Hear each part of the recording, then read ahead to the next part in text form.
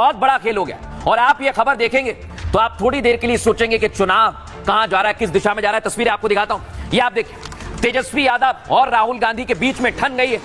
तेजस्वी को राहुल सीएम नहीं मान रहे, ये तय हो गया है और आरजेडी खेमे में इस बात की चर्चा जोरों शोरों से हो रही है। तस्वीर दिखाइए, आज इधर तेजस्वी कह रहे हैं कि मैं सीएम बनूंगा, लेकिन राहुल गांधी कह रहे हैं कि चुनाव के बाद फैसला होगा, और इधर मुकेश सहनी कह रहे हैं मैं तो डिप्टी सीएम हूं। अब इधर क्या करेंगे क्या ना करें, सबसे बड़ी असमंजस की स्थिति यही है बिहार में। अगली तस्वीर दिखाइए।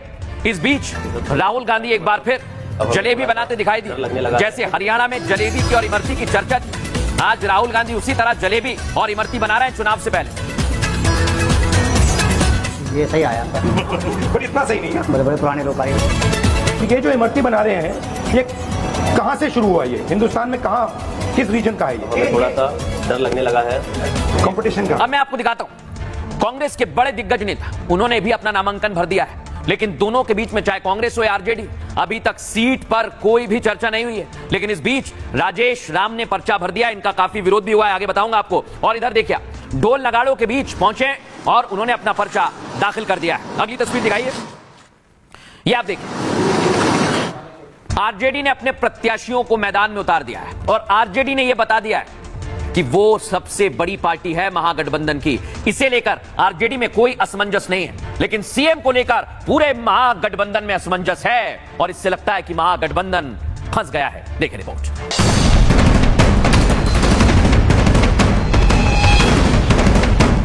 बिहार में बड़ी दिवाली पर बड़ा धमाका हो गया। कांग्रेस ने तेजस्वी यादव के साथ खेला कर दिया। कांग्रेस ने तेजस्वी को सीएम का चेहरा मानने से इनकार कर दिया।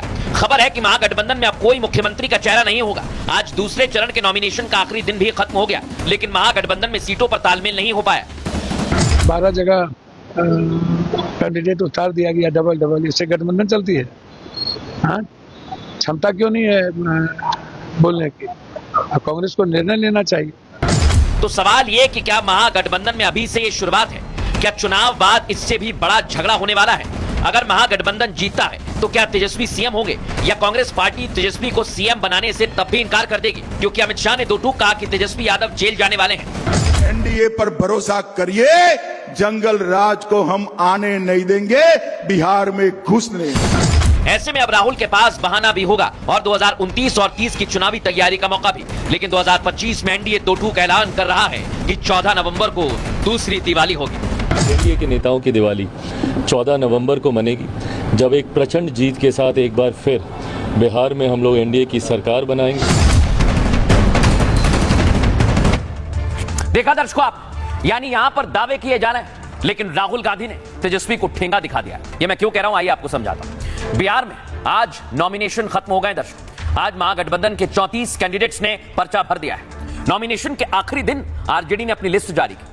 तेजस्वी यादव की इस लिस्ट में 143 कैंडिडेट्स के नाम, जिसका सीधा मतलब यह कि आरजेडी 143 सीटों पर लड़ रही है।